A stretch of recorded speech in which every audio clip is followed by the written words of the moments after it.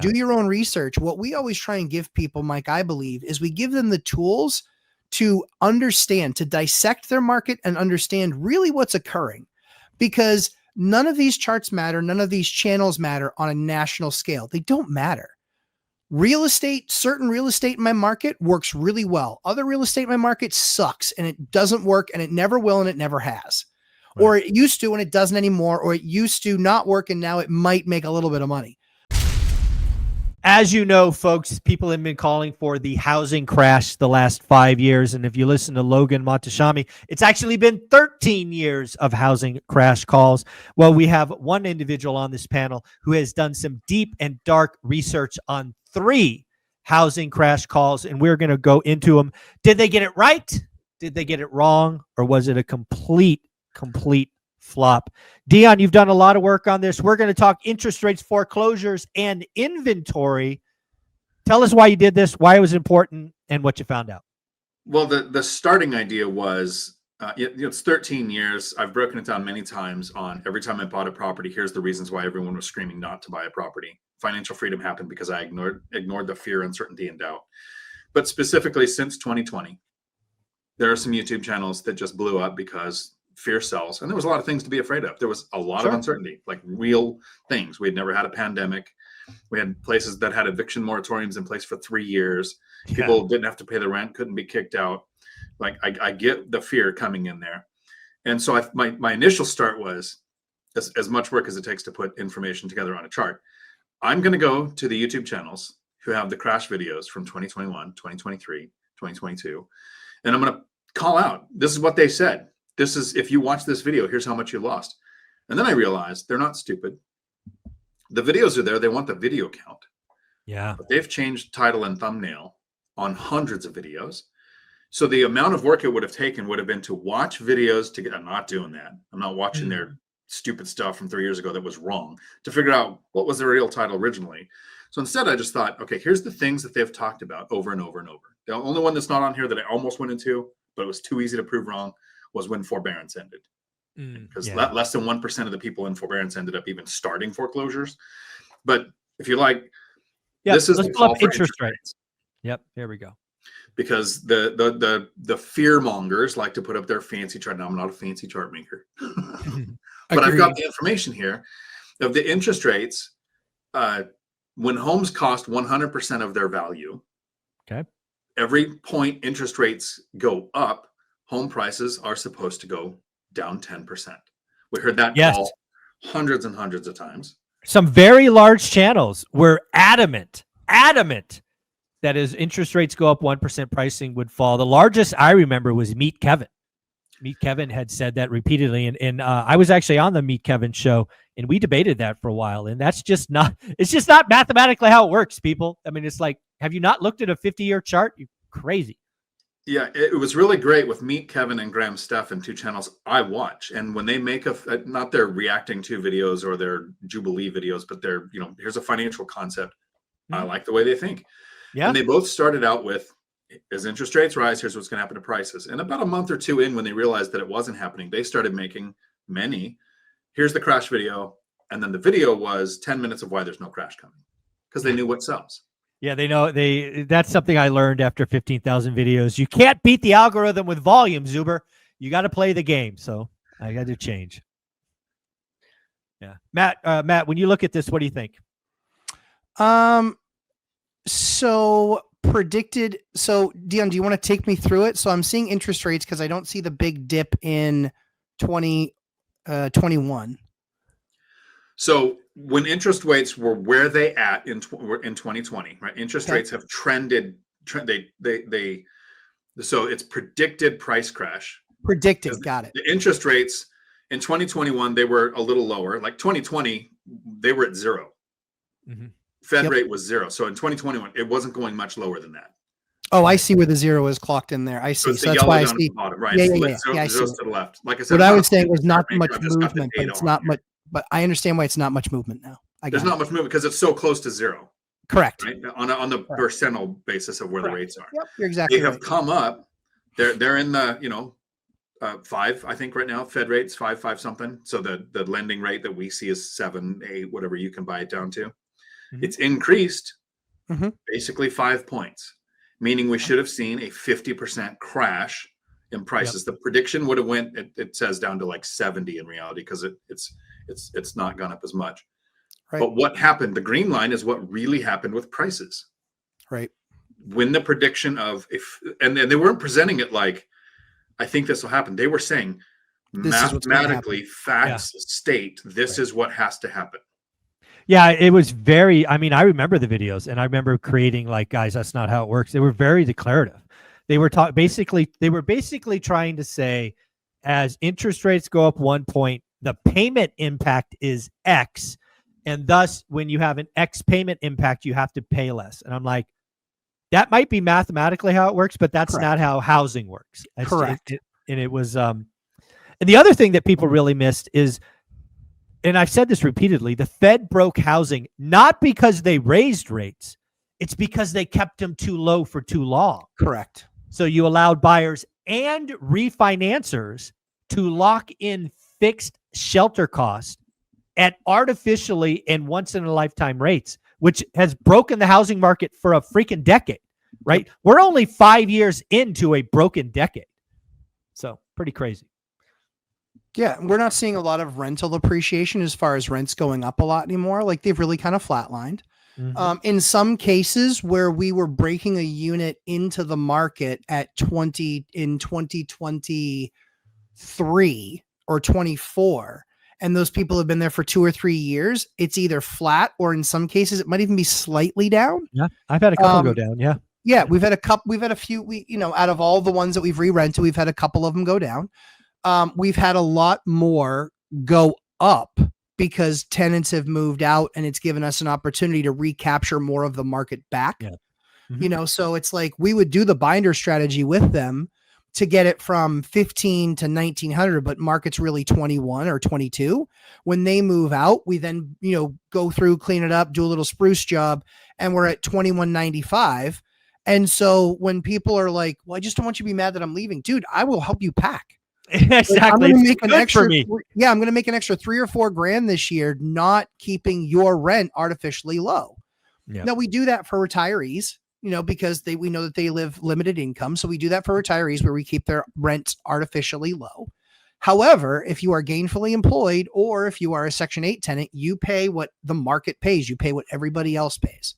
Yeah. Love it. All right, Dion, you want to take us to foreclosures? Is that next? Yes. All right. Foreclosures one is kind of my favorite because it was the law of small numbers. Yeah. Right. Foreclosures in 2018, 19, 17 were reduced to 0 during a forbearance period where foreclosures weren't even allowed to start. And when something is reduced to almost 0, it was really close. 100% increase. Oh yeah. Is so small that it can't impact anything. Right. And so the predictions on foreclosures, because forbearance was ending, because interest rates went up. I mean, there was video after video after video of here's the foreclosures, and they were almost all presented like it was going to impact 2 months from now. Yeah, I don't understand how people get away with not understanding how the foreclosure process works. I mean, people, it doesn't take but a 5-second Google search to realize that the foreclosure wave from the GFC was 1,000 freaking days. 1,000. Yeah. And you think it's going to happen in 60 days? Again, you don't know the process. You miss a payment today, you are 90 days away from your first possible NOD. And NOD is notice of default. Now, or whatever, delinquency. Yes. And that is not even a guarantee today. That's just the first time they're legally allowed to give it to you. That's right. Right? With the ability to do forbearance and workouts and loan mods and blah, blah, blah, blah, blah. You're not getting one of those in 90 days. This foreclosure nonsense is crazy. And you're right, Dion. I reported the other day that Sacramento distressed sales were up 160%. Right? They went from like 1 to 3 or something. It's like, okay, guys, you're going to get excited by 3.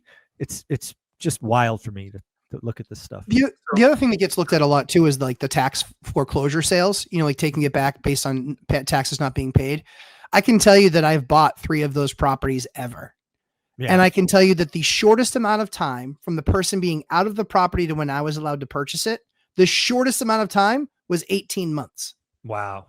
Because the attorneys want to make sure that with all the homestead rights and all the, all of that stuff, that something wasn't accidentally robo-signed. And so everything is double and triple checked. The mistakes still get made.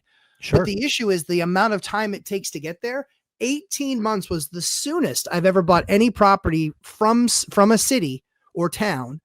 18 months was the shortest amount of time that it took me to be able to close on that deal. And I was on the asset manager. I was on the town every 60 days. Hey, where are we at on this? Hey, where are we at on this? Hey, where are we at on this? There aren't that many of them. They just don't happen. Yeah. The other thing I'll say about foreclosures, I'll even say distressed sales, because I'll even throw short sales into that. They're undoubtedly going to continue to go up. And I also agree, and I have given Melody Wright a shout out because she pointed out the FHA shenanigans that were going on. And I have no doubt that FHA foreclosures specifically are going to go up and go up dramatically. Yes. But that's a 2026 problem, maybe 2027, right? We're finally seeing inventory now. We're finally starting to see inventory now, but we're going from, to Dion's point, 0, then to about 1 a month, and now to, I'd say 3 or 4 a month, but that's for the entire state. Yeah, and it'll go higher. It'll double again. Yes. It'll double again. To Dion's again, point. Zuber, I've got a Of course. point I'd like to make that might be a little Please. contrarian to the idea that foreclosures will get worse. So the idea here, and the reason why there's 2 2020s, is because 2020 is almost 2 years. We entered January and February of 2020 with consistent data from 2017, 18, 19. It was 100% of whatever was happening was basically flat. Yep. And then in March, we had a 30% drop. We had the world shut down with people experiencing this for the first time. Luckily, I was paying attention to the daily financial news, and you pointed out how low interest rates got. And I picked up it literally emptied out my retirement accounts and grabbed my best performing asset, my triplex, that I could almost retire on that property, like frugally, but I wouldn't. So thanks for that. Every time it comes You're up. welcome. Yep. So foreclosures aren't tied to people having financial hardship. I know so many people think they went through a foreclosure because they stopped paying their mortgage. Foreclosures are also tied, so they're tied to that, but they're also tied to, would I walk away from this deal? And if you notice, from 2020 on this chart, as it trends all the way to 2024, it's inversely proportionate to property value. Of course. Unless homeowners become allergic to money, they are less and less incentivized to foreclose. They'll sell. So will FHA things happen? Yeah, if they bought in the last 2 years. But and with record low, like we've lost a third of the number of purchases we have, transactions we have in a year since 2020, basically. So we have less and less people that are buying at a point in time where they don't have the equity. The people who have the equity are going to sell, or they're going to realize, wow, there's a lot of equity in here. What can I do to keep this? When in 2009, 10, and 11, when the bank said, hey, your property's worth $100,000, you owe us 140, what's your plan? Yeah, sure. It's all yours. Planned obsolescence, or whatever that fancy term you use, whatever it is, when they plan on walking away. I forget. That's okay. I don't know. Yeah. So as property values increase, the opportunity for the chances of foreclosure are going to go down. So if we do see that Redfin article we talked about, where inventory spikes, buyers go away, prices not only stop going up slower, but eventually start to decline, maybe foreclosures would increase. Yeah, and then the last thing I'll say about this, because you bring up an excellent point, the amount of equity that homeowners have is at a record level. Let's just be very clear. But the other thing about this that is unlike the Great Recession is shelter costs. Unless people don't like living in shelter, for most people, they have artificially fixed their shelter cost at record low levels. That's very different than the GFC. When we had 51% ARMs originated, people's payments were going from $1,000 to $4,000. Correct. And rent was $2,000. Today we have people with $1,000 mortgage payments and $2,500 rent, but the $1,000 is fixed. It's not going to jump in 2 years like Neg Am and Ninja Loans did last time, right? People will fight to stay in their homes. They will not pay credit cards. They will not pay student loans. They will not pay their car notes, but they're going to do everything they can to have shelter be $1,000 in a 2,700 market. It's just, unless people don't like money, like you said, Dion, they're allergic to money. They're gonna fight kicking and screaming. Agreed. All right, Dion, you want to hit the last one? Yeah, we're ready for inventory. All right, This is the thing. The law of small numbers. Yeah. How many times did we hear some people who've been on your channel? Yeah, She's a very good presenter. She's called 47 of the last housing crashes at zero, and the law of small numbers. We just saw the Redfin article. Here's what's happening with inventory. It's above where the buyers are. But where are we in comparison to the inventory from 5 years ago? Like how many years did it have to dip for people to say shadow inventory? They got so tired of being called out on, well, actual data says inventory is low. No, it's shadow inventory. Shadow it's inventory. Boomers. Yeah. It's the move up buyer. It's silver tsunami.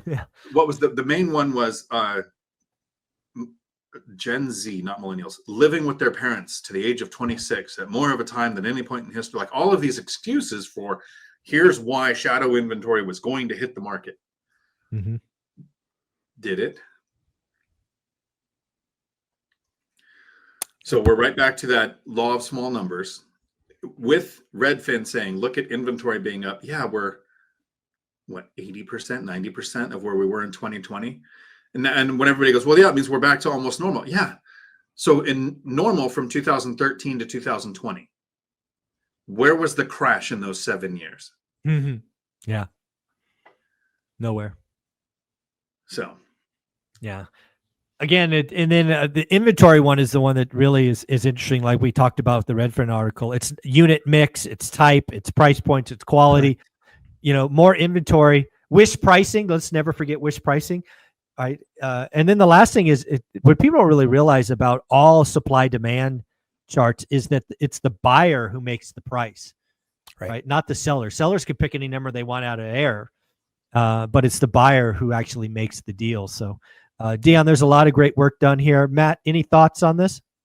I mean, I think a lot of people need to consider the fact that they're investing in an area that probably are, towns of 15, 20, 25, 30, 35,000 people, right? So fairly thin markets. I know for me in my market, there will be more condos put on the market in a 3-month period than have been in the last 4 years. Why is that? It's because they're actually building a 300 unit condo development, and they're going to start to bring them to market, and they're going to start to put them on. Now, somebody might look at that and go, oh my word, 300 units, like that's never going to sell. Well, they don't do it all at once. They do them as they finish, and they'll start to roll off. But that inventory of 300 is coming, and it's going to come over a 3 to 6 month period because that's how fast they're going to be finishing them. So as I look at it, I just understand that the market moves slowly, that there certainly will be times I'm happy that I'm not a real developer because I would be a little bit nervous and scared right now. With variable rate debt. Yeah, you bet your ass. Well, variable rate debt, but is what I'm building going to sell anywhere near what I'm projecting it to sell for? This is why I hate the concept of pro forma rents and pro forma earnings. What's really funny about what you just said is they probably got this deal approved 2 years ago. Nope. They got this deal approved in 2019. Oh my God. So just think about that. Putting your plans together in 2019, rolling out 2020, you've had a little bit of, it's a different economy. Let's just say a little bit different and price increase. Right. And so, they're the ones that are now renting out, studios for $2,600 a month. Wow. I just rented out a beautiful 2-bedroom for $24,000. There you go. But I'm thankful to them because that rising tide has lifted all boats. And there are some people that are renting those units, but I think people need to be cautious. Certainly and Dion made the point a number of times, even though it was somewhat nuanced, it was percentages in thin markets. Yeah. Do your own research. What we always try and give people, Mike, I believe, is we give them the tools to understand, to dissect their market and understand really what's occurring, because none of these charts matter. None of these channels matter on a national scale. They don't matter. Certain real estate in my market works really well. Other real estate in my market sucks and it doesn't work and it never will and it never has. Right. Or it used to and it doesn't anymore, or it used to not work and now it might make a little bit of money. But every one of our markets is different. And that's why the things that we try and give people are the tools to understand what's actually occurring in that market, to then be able to understand what the next step needs to be and if that's something that they should consider and what assets they should be looking at. Love it. Dion, you did a lot of work here. You went back and you found 3 different things: interest rates, foreclosures, and inventory. We thank you for that. What are your closing thoughts, having looked at these charts so often? So if I had control of the screen, I wouldn't ask you to work, but I'm going to ask you to pull up the charts one at a time. So first, inventory. Oh, inventory. Sorry, I pulled up the wrong one. Sorry. That's okay. Inventory.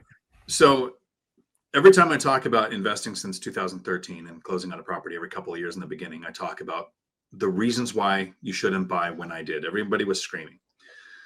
When we heard about the predictions for the crash based on inventory, everyone said this time is different. We've had an interest rate lock. This time is different. We have foreclosures coming from forbearance ending. This time is different. Go ahead and pull that chart down and grab the foreclosures one. When foreclosures were such a small number, and every now and then they would spike or go up a little, and people weren't tracking that values were going up, how many times did we hear this time is different? This has never happened before. We literally, the mantra was this time is different. Go ahead and grab the other chart on interest rates. We saw interest rates drop to the lowest we've ever, I don't know if we've ever seen a 0 Fed rate before. I mean, maybe we have, but not in my memory. And so when they tripled in 2022, they tripled what the mortgage rates people were getting. This time is different. Whether you're watching this now in 2025 when we make it, or you found us in Futureland, this time is different is still going to be the mantra. There will always be an excuse for you not to take action. True. How many years of your life will you continue to work because you fell for someone else's fear, uncertainty, and doubt? Where can they find you, Dion? Right here on YouTube, Dion Talk Financial Freedom. And you can also find me watching the Michael Zuber One Rental at a Time daily financial news update at 7:30 in the morning most days. And if you found this video because it was your first one on this channel, you should definitely hang out with us there. There you go. And Matt, where can they find you? And tell us about the Raging Tomato. The Raging Tomato. It is going to be interesting. It is the Coliseum for words, as I call it. There will be belittling, insulting, and things that some soy boys will never come back from. That I will make sure to be the one that that throws the first salvo. But we'll see what happens. We're going to be talking about government programs, and one that's near and dear to my heart is Section 8. So I'm very excited to talk about that because now I've lived it. I couldn't talk about it like I could. I couldn't talk about it 4 years ago like I can today. So I've been all the ins and outs, all the administrative stuff, the blocking and tackling, the tenants, the application process. I have experienced it all now times. We've got about 103 tenant years in Section 8 now. And so we really understand the program quite well for our area. And so even though they like to Google things, I will just be hitting them with the normal experience because no application has ever asked for somebody if they can Google things. So Raging Tomato, 9 p.m. Eastern time on the Raging Tomato with Sarah. She's an amazing host. And then whatever folks decide that they want to come in and have a conversation about those programs. It's going to be a lot of fun. I'm going to look for the clip notes because my personality would not do well in that environment. But guys, take care, have fun. And again, we're going live Sunday, the 3 of us, for the first hour, and then Dion and I for the second hour. Appreciate you guys. Take care. Have a good week. Thanks, Mike. You too.